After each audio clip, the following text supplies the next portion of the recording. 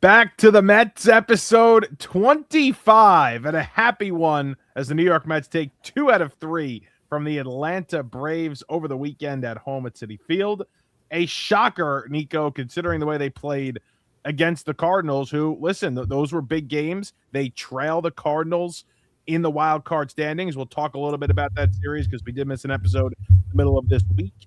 But, Nico, they beat the Braves regardless of where you are in the standings, regardless of how the season's going. And I had somebody who's not a Mets fan say this to me yesterday. You know what? It feels kind of good to beat the Braves, especially when they are the best team in baseball, have one of the best records in baseball coming into the weekend. Yeah, absolutely. It's kind of funny because when I think of the Mets' 3 biggest rivals, it's the Yankees, Braves, and Phillies, whatever order you want to put that in. I myself hate the Yankees the most, but that's besides the point. If you look at their 2 biggest series wins of the year, they've actually come against the Yankees and Braves. So even though it's been, I guess you could call it a lost season, even though I haven't necessarily given up yet, at least they've been beating the teams that we, tend to hate, and it's making that at least fun for a little bit. I mean, I guess, yeah, that's like the total loser vibe. But yes, I would agree. Not loser vibe, but, like taking something out of a losing season.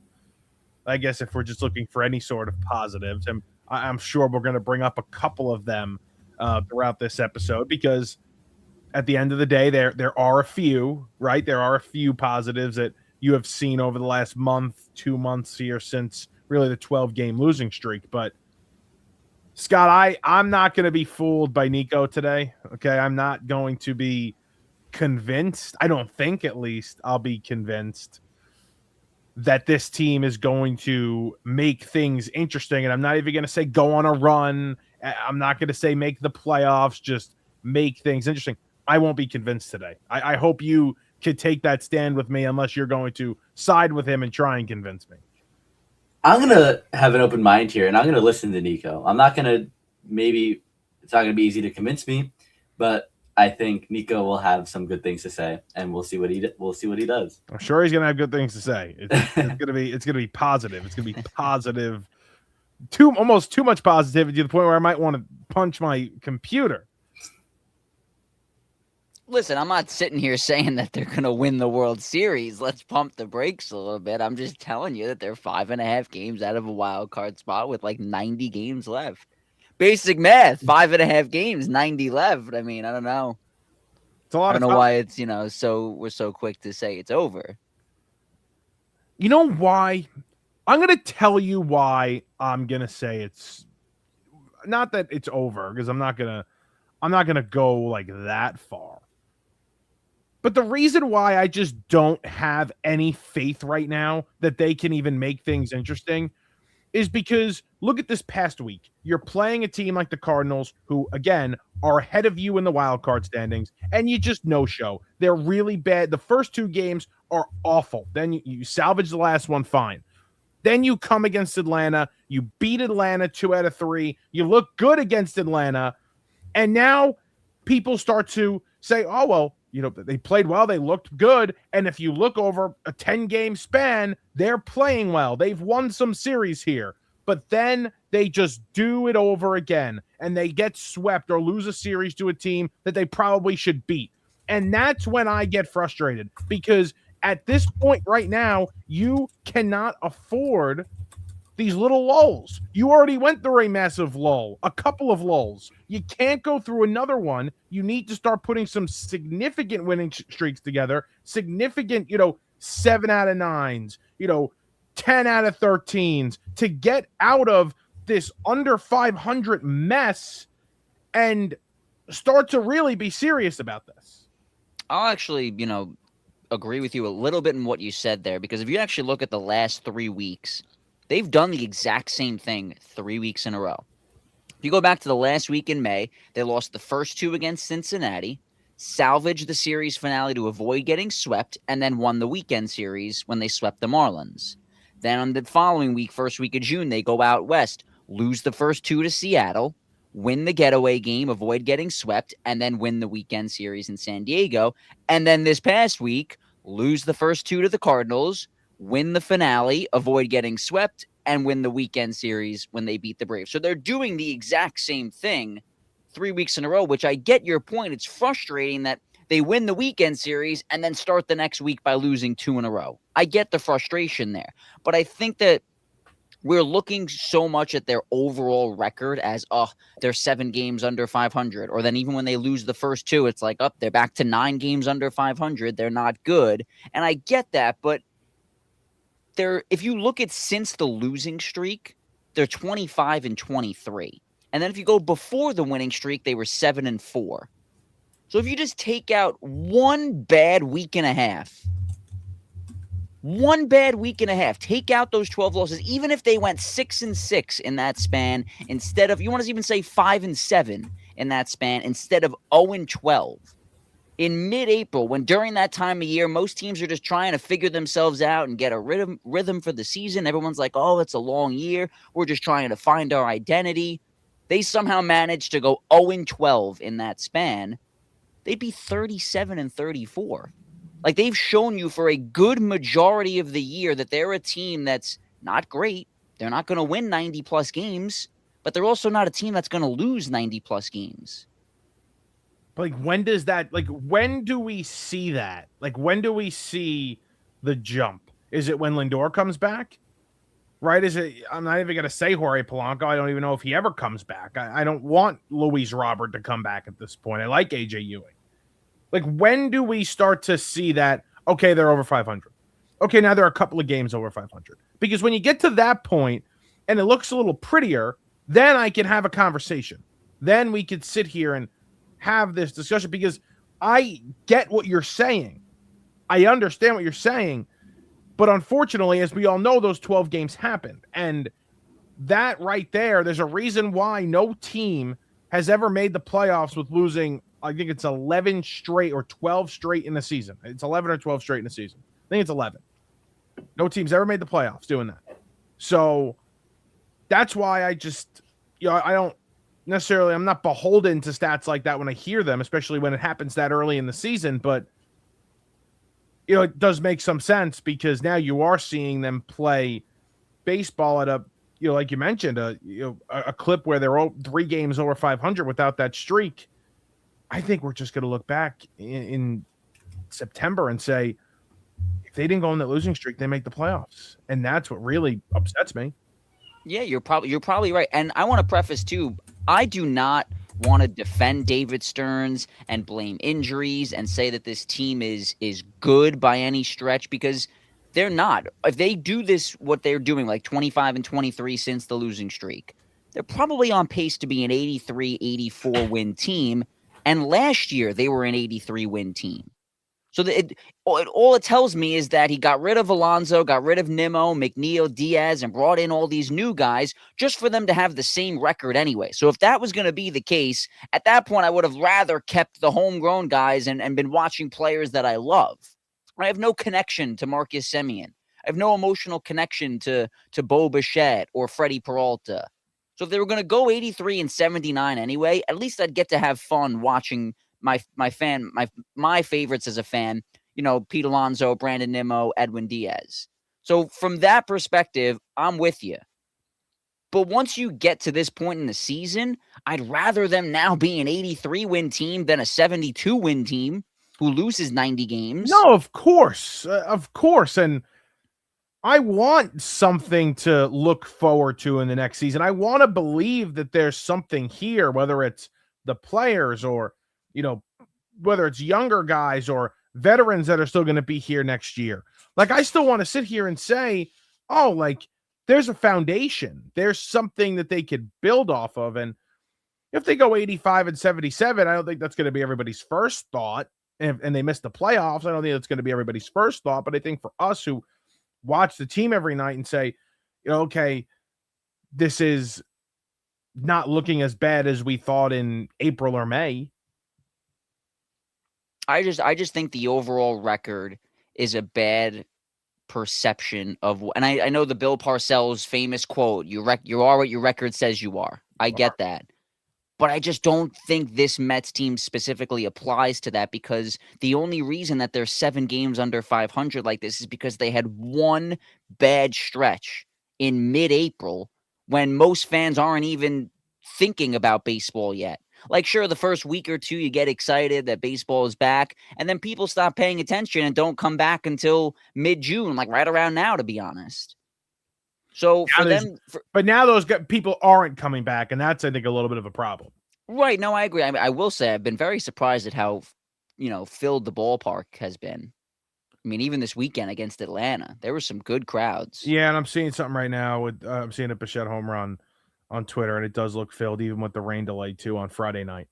But like, yeah, I've been shocked by that too. I thought this weekend a little less people than you had seen, but listen, I mean, it's an event.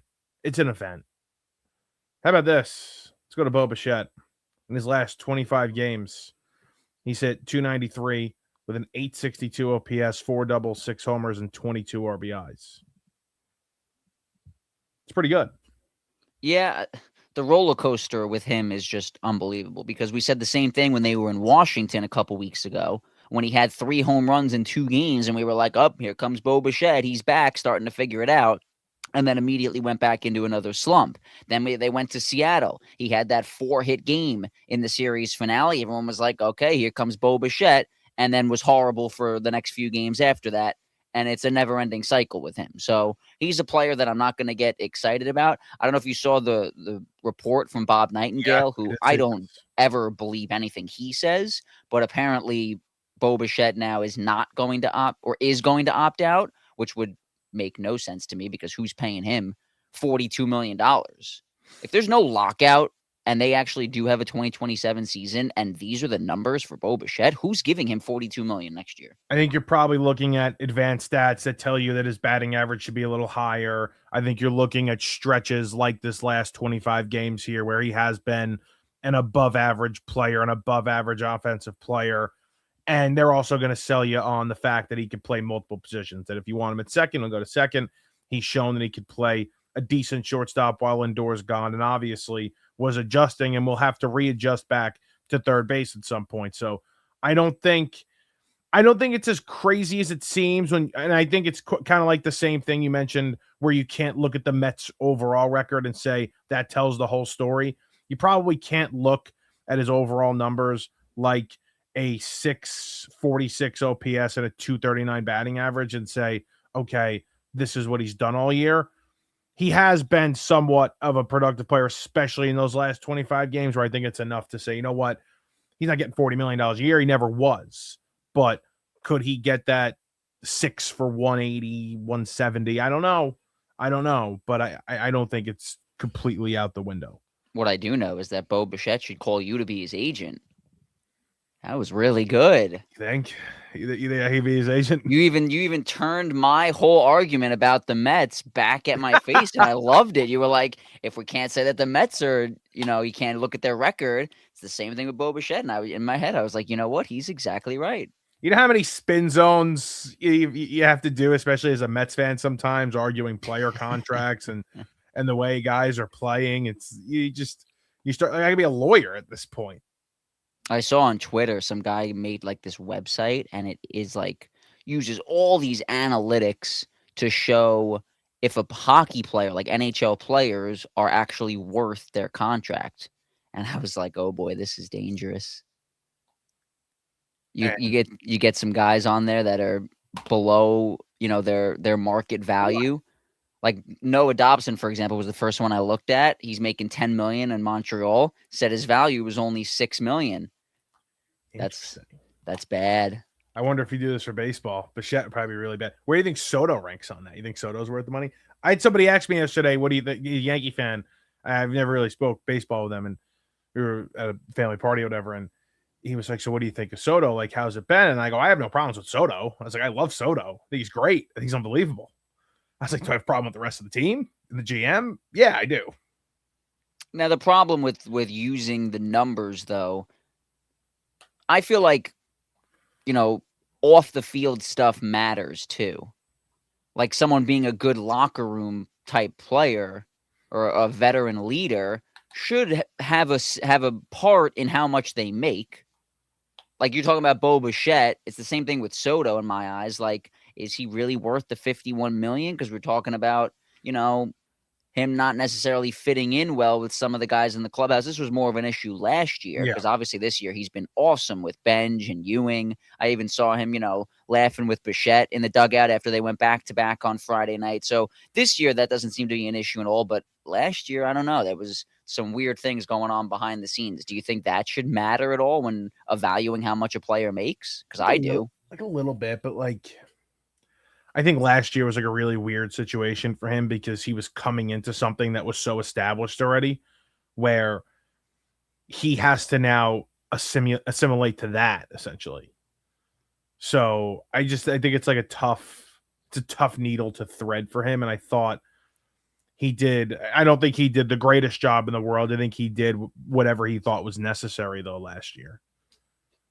I mean, we're still a little bit noticing it with Lindor, although that conversation has gone away because Lindor's been hurt. Well, how about this? I actually thought of that the other day when I was thinking about when Lindor comes back.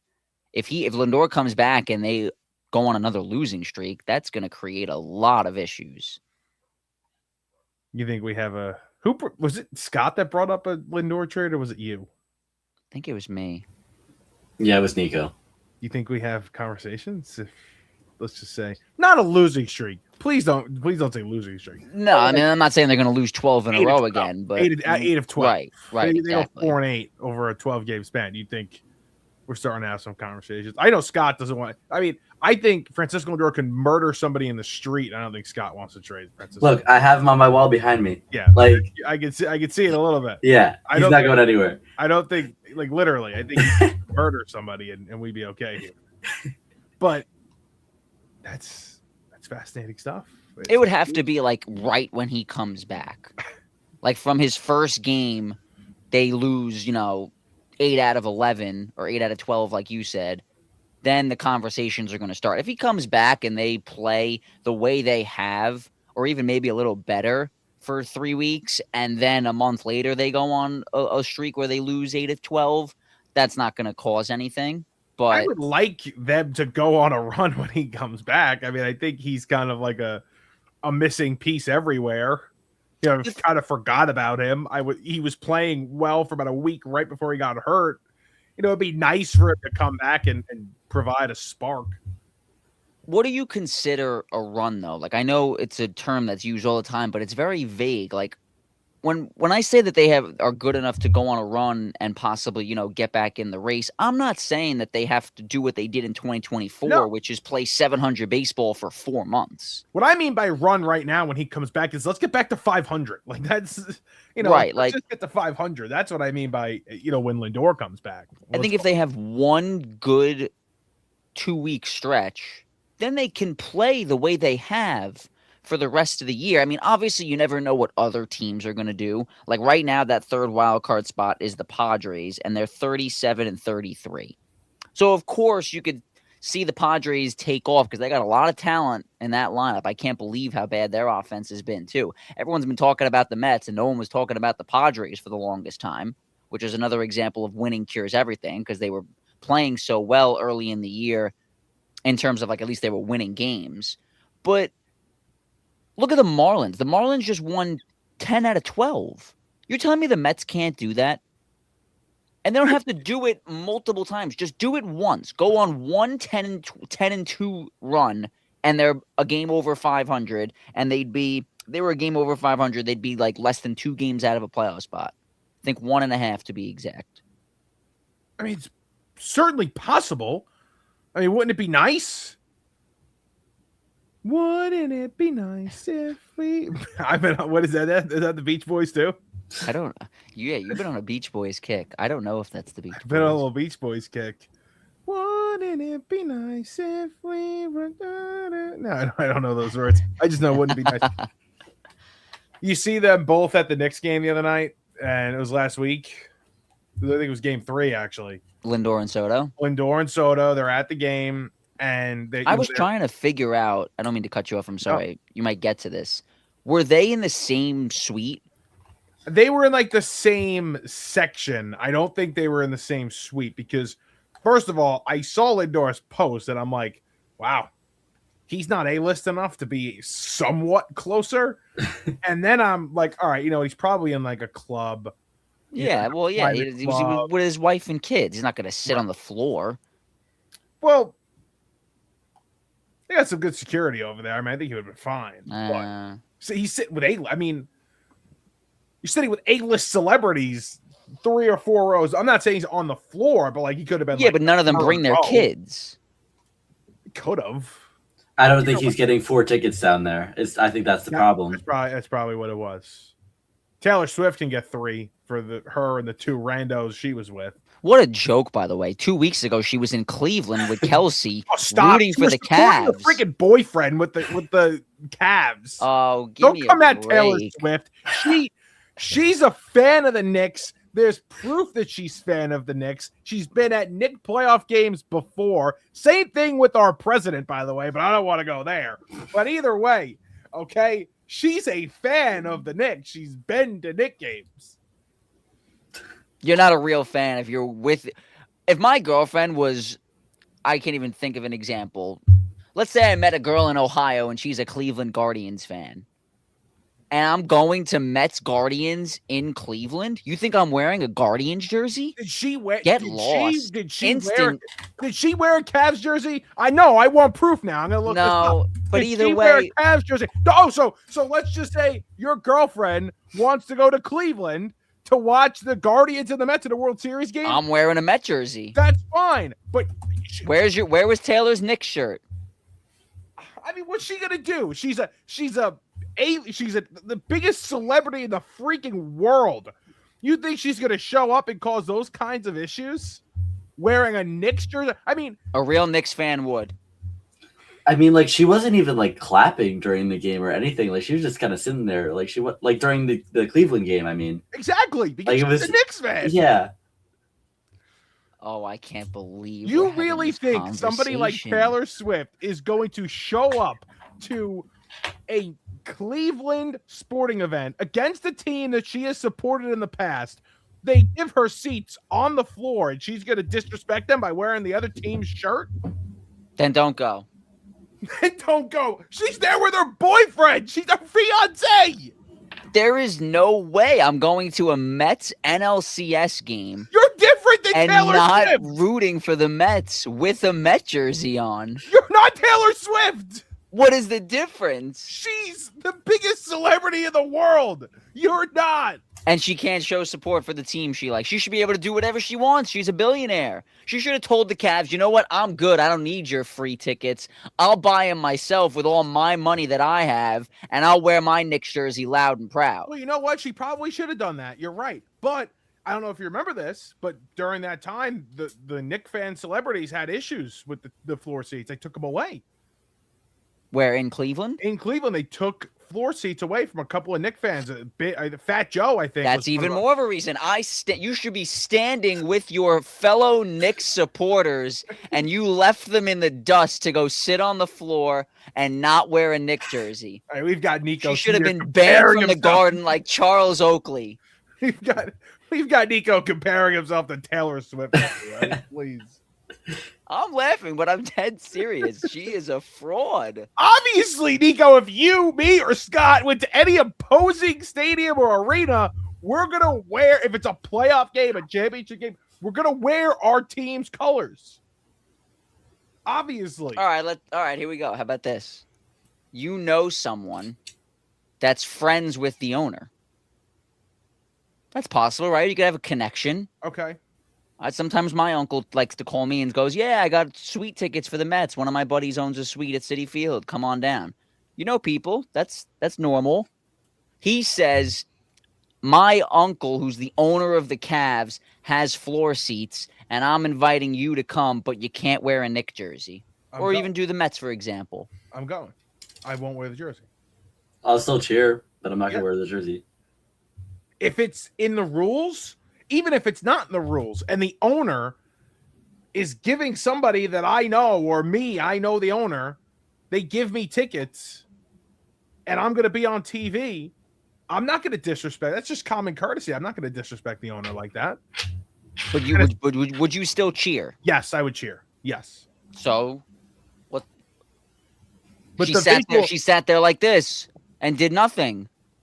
exactly. She's a Brunson's Knicks hitting fan. threes in her face. I'd be getting amped. Come on. Was she cheering for the Cavs? But my point is that you're at the Eastern Conference Finals.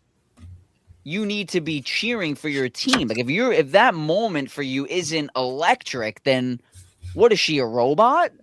Maybe she is. Maybe she's a robot. Disrespecting Taylor, please.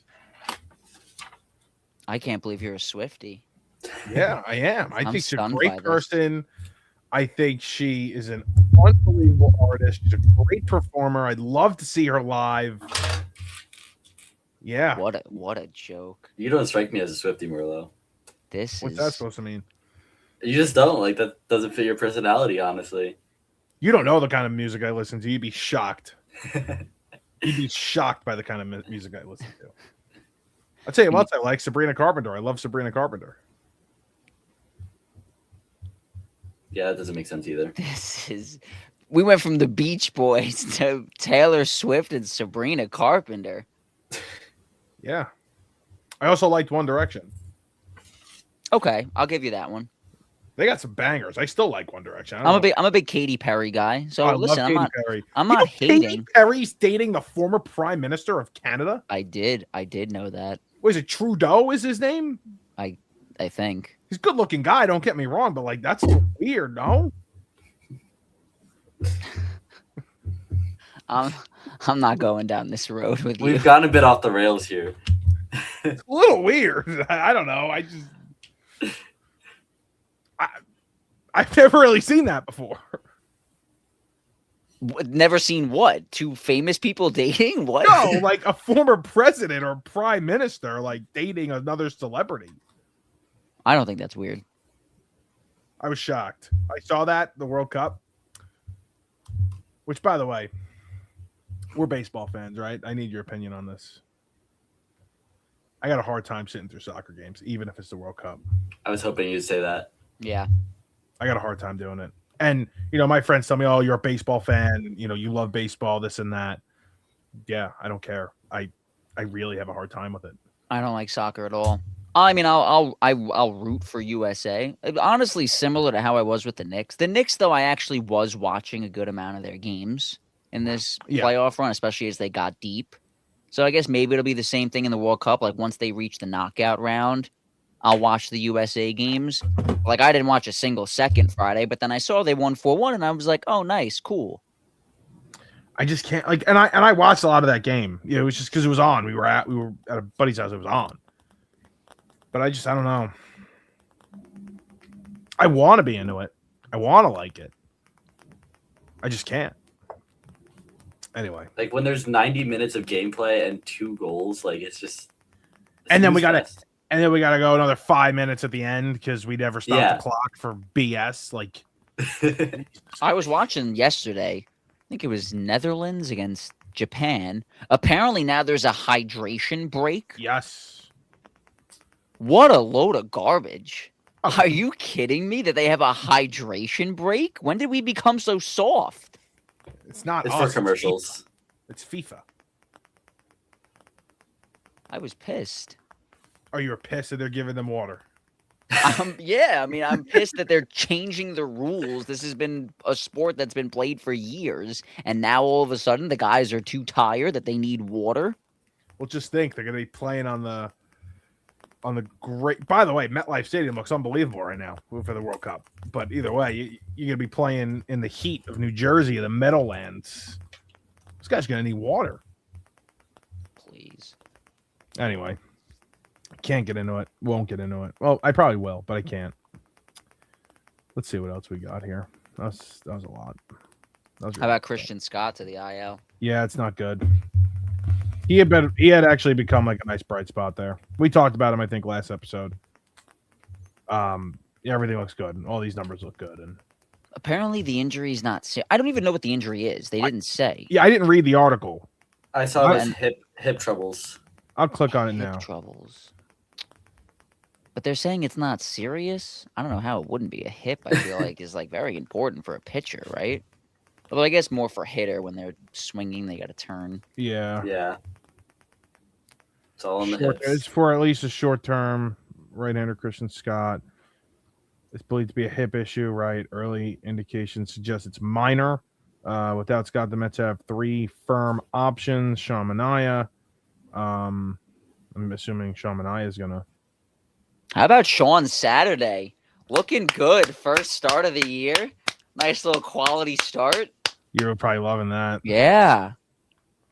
You're probably really loving that. I did see that in the loss, obviously. I did the same thing with Vientos though, so I'm not counting my money just yet. I mean, if they cut him tomorrow, nobody says a word. Nobody blinks an eye. He is the most useless baseball player on planet Earth, I think. I was thinking of this. So when the guys start coming back that are hurt, right? Lindor is going to come back. I'd assume Brujan is gone. Yeah. When Polanco comes back, though, who goes? It can't be Jared Young. Wagaman? Yeah, it's probably Wagaman. Wagaman started Saturday, yeah. Also, can I say something? And then we'll go back to that.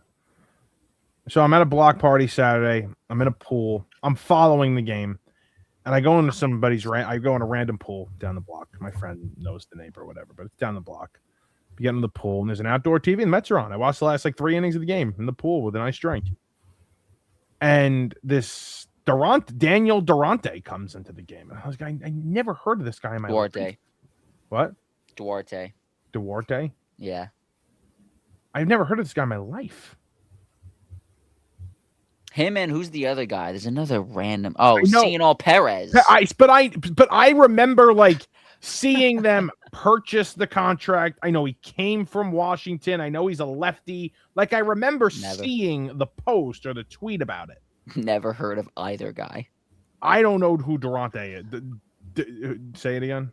Duarte is. I think that's how you say it. I hope I'm right now because I corrected you, and I would be embarrassed if that was also wrong. No, you're right. There's no N. I think it's Duarte. It is Duarte. But yeah, I was shocked. So Wagaman's still here. So yeah, I mean, I guess, but it really should. I know what you're trying to get at. It really should be Vientos. No, but the reason why I was going to get to bring that up was because I wanted to talk about how bad the bench is. There is no depth on this team at all. So I don't think that it's even possible to get rid of Vientos because the bench is already so bad. If you're getting rid of Mark, who the hell is going to be able to come in? Well, who do you trust more right now? Vientos or Wagaman? I think you have to keep Mark over Wagaman. Who the hell is this guy? I mean, to Wagaman's credit, he's a full 1 WAR ahead of Vientos. Stop. That is actually, no joke, my least favorite stat in the whole sport. But I mean, it's true. I hate it. Wagaman's got a 0.1 WAR. Vientos is a negative 0.9. That's so ridiculous, though. The guys had how many at bats? 6. He did great, but all right, but right, that's fine. That's how weird. could you tell me that he is provided more wins than Vientos? Because Vientos been that bad. He's just that bad everywhere. But yeah, he's had his moments.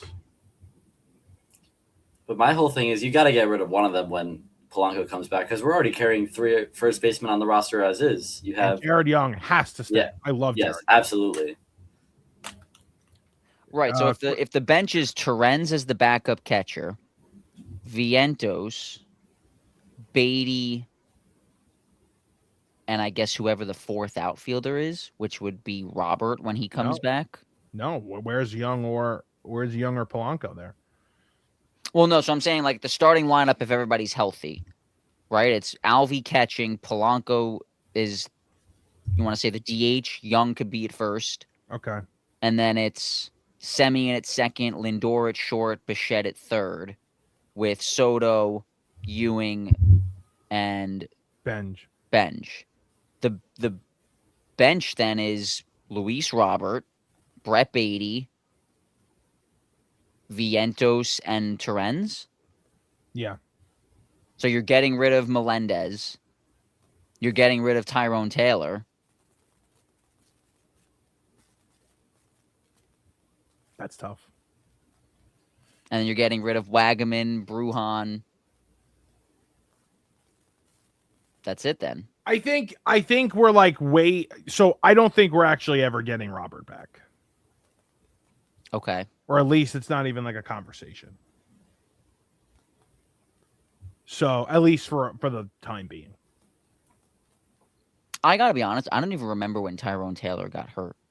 Neither Like he do hit I. the home run Right against after- the Yankees, right and then he was after playing that. well It was like in Washington, It was like a week after that. and then he just disappeared. I don't know. They got some interesting decisions to make, though. At least Ewing is now hitting where, because he went through a little bit of a slump, and nobody's going to get on him for that. But if it was decision time, would have they considered if he was still slumping? Hey, maybe he goes back down. It's better for his development. I don't know. Especially if they start to win some games. Yeah, I think yesterday he proved that he's good. Yeah, no, he's got to stay up the rest of the year. There's no doubt. And the defense is outstanding. So I love both of them. I don't know what you do with Vientos. I don't think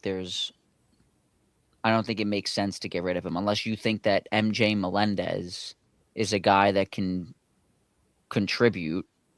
I don't see how you could sit here and say that Melendez is Vientos isn't any contributing better. either. So like, we're just talking about two guys not contributing.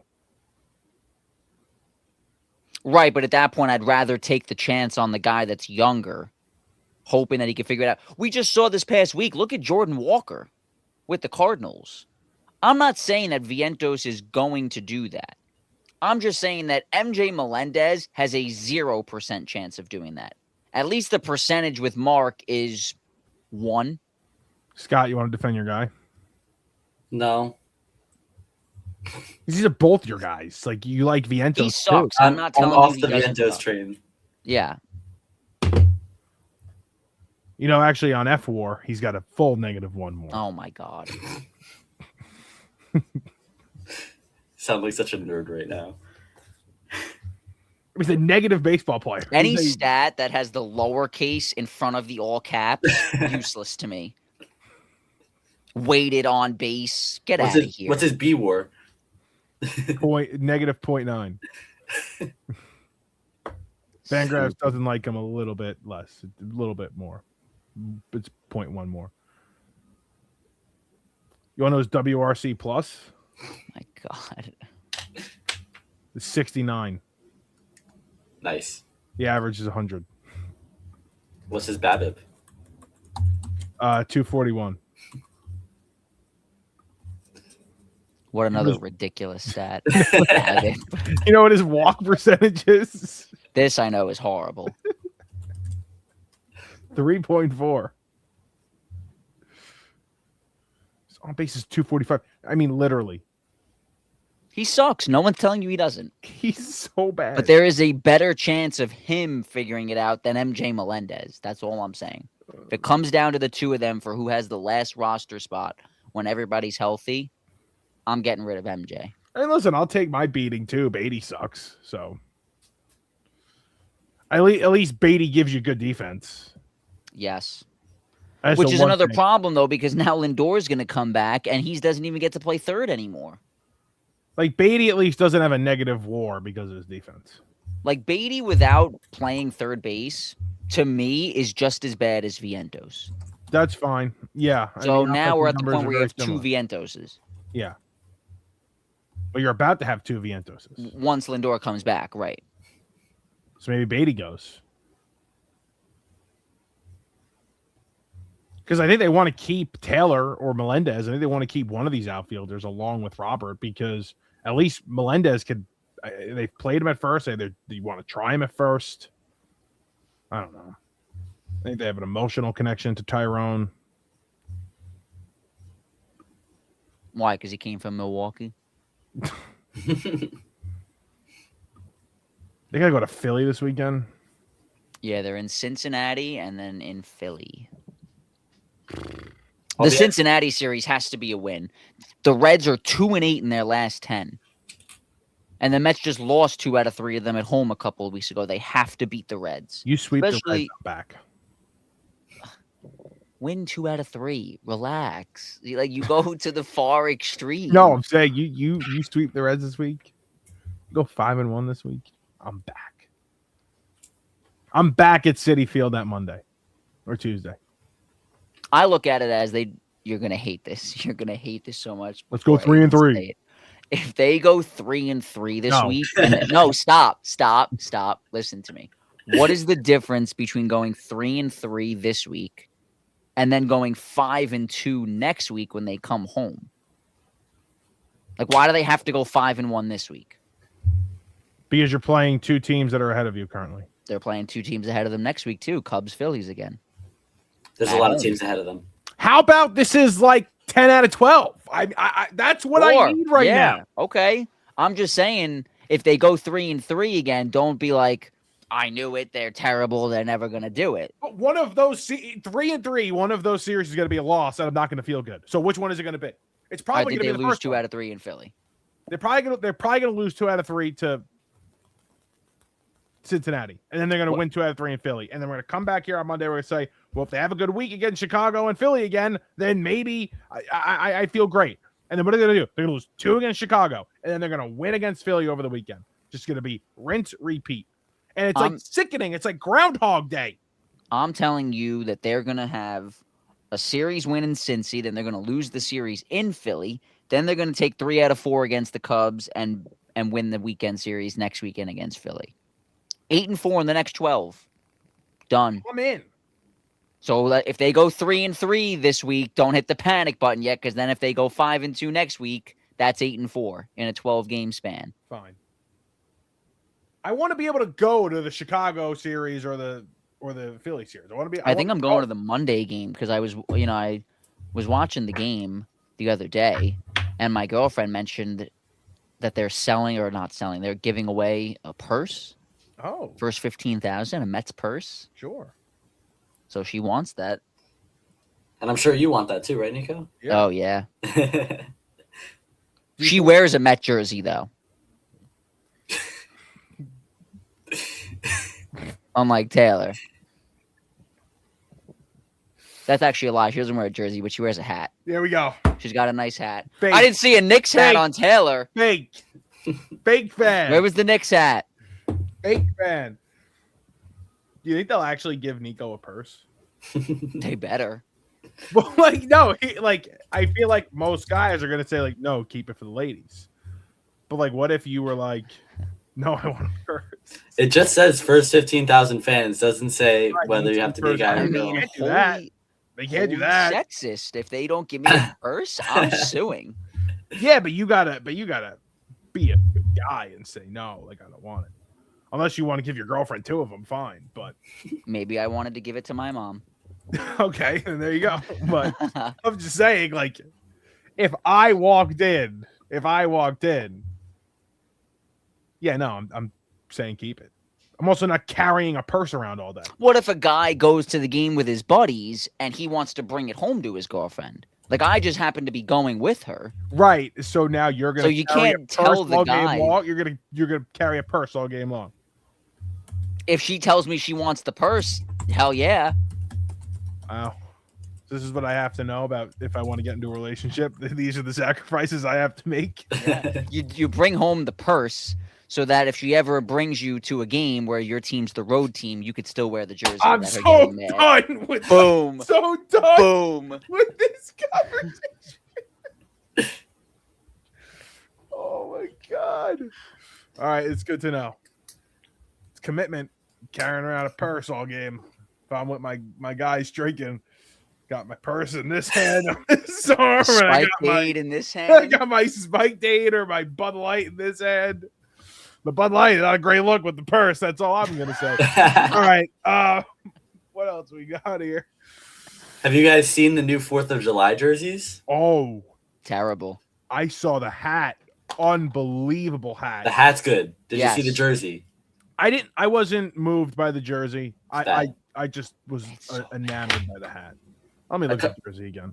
A couple weeks ago, they announced that they were going to bring back the stars and stripes on the numbers, and I was excited for it because they looked amazing back in the day when they used to do it with the tiny stars. Sure. But this is just too much. Like they're too big. I don't like it at all. I don't even mind that. I agree with that, but I can get over it. I don't like that they're keeping the regular letters blue and orange. Yeah. Like New York is in blue and orange, and then the numbers and the name are red, white, and blue. Like, do the whole thing red, white, and blue. I don't know. I kind of like It looks ridiculous that there's blue, orange, red. It's like, whoa. It looks like a knockoff to me, like something you'd find on like DHgate. Right. I kind of like them. You're gonna get one. They only have Soto and Bichette, so you can pick Bichette if you want. I don't know if you have a Soto. I my jersey right now. Yeah, an AC trip I'm starting to save up for. Oh boy. And other payments that I got to make, but I'm thinking they AC, like I got the other payments, but like AC's like if the other payments are here, like front, AC's like here. Yeah. I like them. You know why I like them?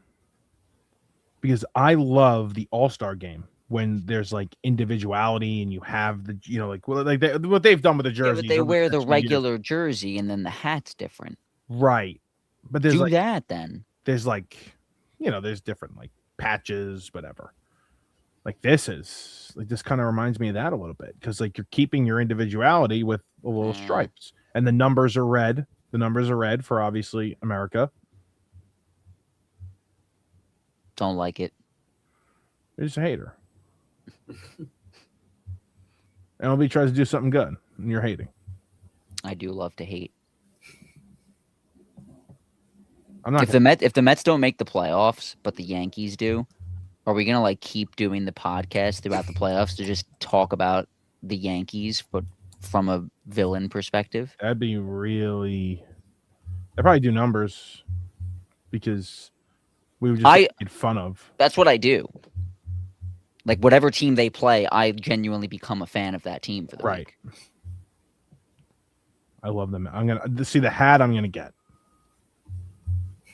I'll absolutely get the hat. Okay. Did you guys watch the UFC last night?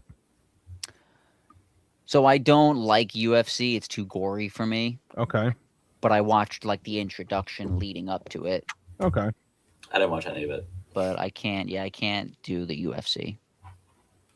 Yeah, there was I'm a very I have to be out to watch. If I threw it on as I was falling asleep, it was whatever. I didn't really into it either. Just thought, it was cool. 250. Yep. I like those hats. I'm staring at that. Right up Merlot's alley. It is. Support the Mets and America. How do you like that? With 250. What else we got here? Bullpen's been great. It's so funny. It's so funny because coming into the year, that is what I thought was going to be their downfall. Yeah. If I looked at the lineup, the rotation, and the bullpen, I would have said the bullpen is the worst out of the three, and it's been the best. It's funny, too. Like, Devin Williams' numbers don't look great, but, he really hasn't been that bad. It's really just a couple of bad outings. Right. I guess you could say similar to Bichette, right? Where, the overall numbers don't really tell the story. Right. He makes me nervous, though. He does. Listen, he shouldn't make you feel good. So did Diaz, though. That's true. Yeah, early on with Diaz, 2019, 2021, I was always convinced that he was going to blow a save. 2022 on, I always felt like Diaz, no matter what, he was now just, doing it on purpose. He was right, they'd get first and second, and I wouldn't be worried. Which was a crazy feeling to have, but by 2025, I felt the same way, that he was going to get it done. That he was going to slam the door. Yeah. I know early in 2024 he struggled, but that was because he was coming off the injury, needed time to get back into it, and then he was fine after that. Luke Weaver has been great. I love Luke Weaver. Huascar Brazaban, opener, wherever you use him, he's been really good. And Warren has struggled a little bit recently. Yes, I mean that was good. That was bound to happen. He was, really a massive piece here. So I also think too, you have Minter back now, and you kind of can use Warren in less high leverage situations. I hope I'm wrong with this, but when I think of Warren, the first comparison that comes to mind is Reed Garrett. You're a Reed Garrett hater? I love Reed Garrett. Hater is a stretch. I miss him. He's okay. Do you remember though? Was it 2023 or 2024? He got off to the unreal start in April and then like even into May, and then completely fell apart. So I'm getting a little nervous that Warren is heading towards that territory because I think he's had like 3 consecutive outings where he's given up at least a run, which is not a good sign. Yeah, but he also like didn't. He also wasn't historically great. Like Reed Garrett was historically great to start that year. Like he was I not think giving Warren up. was he had a sub 2 ERA. Yeah, Reed Garrett had like a sub 0.5 ERA, and the ball was spinning everywhere, and we literally thought we had the next great relief pitcher. I mean, at least I did. Hopefully you're right. I'd love to have Warren as a nice piece. I'm not saying I just don't like the comparison. I don't think Warren's going to be that. It'd be nice to have a reliever that we actually like developed ourselves. When was the last time the Mets had one of those? I'd actually argue ever. Jerry Familia? Well, oh, I guess yeah, Familia was ours. Okay, that's fair. Besides that, though, if you go through the closers and relievers that this franchise has had, Franco, Benitez, Wagner, Billy Wagner, K-Rod, obviously Bobby Diaz, Bobby Parnell. That's our guy. That's a guy. He might be top 5 least favorite Mets of all time. You know who used to piss me off like that? Mike Pelfrey. Stupid looking face. What did Mike Pelfrey ever do? He had a stupid- Bobby Parnell like consistently blew saves. Like there is a legit reason to hate that guy. Well, I wouldn't say that's a legit reason to hate him, but Hate him as a player. I know I nothing like him about as a player. Fine. Yeah. And Mike Pelfrey played more than half of his career here. I think he was like a nice, reliable 3rd, 4th starter. No, Yeah, for 2 seasons of his career.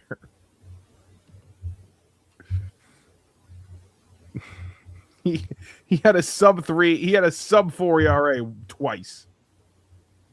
all Everybody right, else but was 5.5, 5.4, 5.0, 4.74. It's just his face. see now you're making it personal. Personal. That has nothing to do with baseball. He also wasn't good though. I'm trying to think of another player I really hated. Oh my god, why can't I think of his name? Jason Bay is the obvious one. Yeah, Every Met but like fan I remember hated being him. excited about Jason Bay. So from time to time, I go back and look at what Jason Bay did prior to coming to the Mets. Why? Why do you like causing yourself pain? We're Like, Mets fans. like I go back and I'm like, wow, Jason Bay had 31 home runs and had an 895 OPS the year prior. Oh no, sorry. The year prior he was 7th in MVP and had a 921 OPS with 36 Right. home runs. Right. And then 6 home runs and 47 RBIs and a 749 OPS. right. Not a great 749 though isn't even horrible. I would take that For this for team. multiple Mets players right now. for this team, yeah, because everybody besides Soto and Jared Young and the young guys are 600. So Who Right. would have thought we'd say that? In March, you hear that. Thank What's you. your reaction? who would take Jason Bay? I don't know. I'd be questioning everything. Probably. Probably my whole life. All right, so we have a plan for this week. We have a plan. Go win a Nico's gonna- series. Where Come are you on. going where are you going on vacation? I'm going to Ohio. For. So I actually will be going to Ohio as the Mets are leaving. Okay. But they're going to be down in Cincinnati. I'm going up to Cleveland. I got a bachelor party Wednesday night, Thursday night. Okay. Then I'm leaving the bachelor party to go to a wedding Saturday night, And where's the wedding? also in the Cleveland area. Oh, you went to school over there, right? Yes. Okay. But it's weird because the bachelor party you would think is for the same wedding. It's actually not. The bachelor party is for a wedding in August, which I will also be going to. So I have 2 trips to Ohio this summer. Is Ohio a pristine type of place to travel to in the summer? I wouldn't say that, but I think it's nice. My friend's parents are on a vacation to Michigan right now. Okay. And I was flaming my friend, like, who goes to Michigan in June for no reason? Like, Are they at least like by the lake? I don't care. Go to a beach. Go to an island. Go on a cruise. Well, wait a second. Go to Florida. I think going to a lake house for the summer is nice. No, I'm not one of those people. I like the beach. I like the beach too, but I don't fault people for going to a lake house. That seems a little odd. I don't even think it's a lake house. I gotta find out. I gotta flame his dad when he gets back, so it's fine. I mean, if they're in the middle of Detroit, yeah, that makes no sense. But like, I doubt that that's where they went. No. I gotta find out where they went. All right, so you'll be in Ohio, and Scott and I will hold the fort down after the Mets go to Ohio and kick ass. A sweep. Sounds nice. 2 out of 3. How about 4-2? Can we agree on? I'm not telling you I don't want them to do that. Like, yeah, that'd be great, but I'm not gonna come back next week after they go 3-3 and be like, "Oh my God, the season's over." That's all I'm Scott, get telling on you. board with me. 4-2. Okay. That's what they're gonna go this week. They're gonna go 4-2. They're gonna win. They're gonna kick ass in Philly. I pray that you are right. Feeling good after that, I'll tell you that. You beat Philly. You get me going against Philly. I'm back. Okay, let me ask you this: what if they sweep the Reds and then lose 2 out of 3 in Philly? Still 4-2. I'll be pissed. What? But see, now that doesn't make sense. I want to beat Philly. No, honestly, I'll be fine. 4-2, I'll be fine. Okay. You can't get swept. All right, so I'll say this. It can't be a 3-3 where you sweep Cincinnati and get swept in Philly because then I'm out. That I'll agree with. I will agree that I'm okay with 3-3, but it can't be like sweep and sweep. I want to be able to listen to WIP this weekend, okay? In Philadelphia. I want to be able to listen to the radio station and say, oh, Mets are coming. They just went 5-1 and took 2 out of 3 in Philly. What if they get swept by Cincy but sweep Philly? I'm probably back. So they could do the same thing, but it depends on who they do it against? Yeah. Okay. You hate the Yankees more, you hate the Braves, whatever.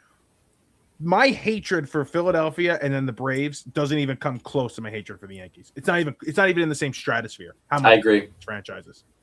I agree. And these Really? players and I'm these people surprised that by run that. the organizations, I hate them. And I those am very fans, surprised by that. hate them. Hate them.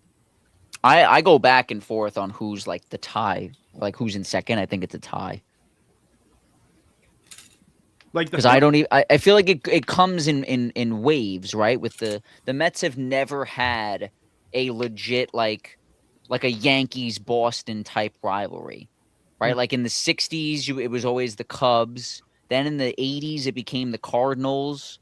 Then in the '90s and the early 2000s, it was the Braves. Then the late 2000s, it was the Phillies. Then in the mid 2010s, it was the Nationals. Mm-hmm. Then it went back to being the Braves. And then it went back to being the Phillies. Like how am I supposed to have a legit least favorite team when it goes back and forth? The only constant that they've always had is being little brother to the Yankees. But I have respect for New Yorkers. That's the problem. Like, I don't like Yankee fans, but we're New Yorkers. We're all New Yorkers. I despise the Rangers. Philly, trash. Philly's trash. Rangers Flyers in a playoff series. Don't watch. Flyers. I mean, okay, but Don't watch it. there is no shot. I'm watching every single game with a Flyers jersey on. Like, I hate the Rangers. But I feel like it's different in hockey because you have two teams closer to you in your division. Yes. Yeah. Where you don't hate Philly as much. I hate Philly in both sports, football and baseball, so much because they're my closest rival in my division. The only team that I don't do that with is the Jets. Like Eagles, Jets, Super Bowl. It's definitely root for the Jets. Oh my God, I'll put a Jet jersey on. Yeah. But if the 2009 World Series happened again, I'm putting a Bryce Harper jersey on. I'll tell you that right now. I don't know who I'm rooting for in that situation. I go back and forth all the time. I'm not wearing anything, but I'm pulling for the Yankees, I think. Yeah, I think I agree with that. Because the Yankee fan that I am going to be with, like the Yankee fans in my life, A, will have more respect for me, and they won't be as much of an asshole because they know how much I hate Philadelphia more. Therefore, I won't get it as much from the Yankee fan. We could bond over our hatred of Philadelphia. Exactly. You could bond over the hatred of Philadelphia while watching that series. I think you got to give Yankee I go fans for the chance. glory. I think you got to give Yankee fans another chance. They're not that bad. Oh, that is the last thing that we are going to talk about. The whole Juan Soto thing made it even worse. Why? Because they were crybabies and couldn't get over themselves? Yeah. I think it's hilarious. I love it. What a joke of a fan base. I hate the people of Atlanta more than anybody else because They were trying to compare it to Tavares. The guy was there for 1 year. Well, they're psycho. And they're going to cry and be like, oh, my God, he was such a traitor. That is not even close to the same thing. Well, they're crazy people. They're losers is what they are. You know, the people of Atlanta hate New Yorkers so much. I mean, they hate the Northeast. They hate us Yankees. They call us Yankees. They hate us. They're from the South. They're so much better. Screw off. I hate you. I hate your team. I hate your beautiful stadium that I want to go see. And the great surrounding area with the good food and the nice restaurants and the nice bars. And your really good team. All right, that's enough. We'll be back. Scott and I will be back at some point before the Philadelphia series. Can't wait for that. 4-2, rooting for 4-2. Let's see if they can get back into this thing, and hopefully we are positive in the next episode.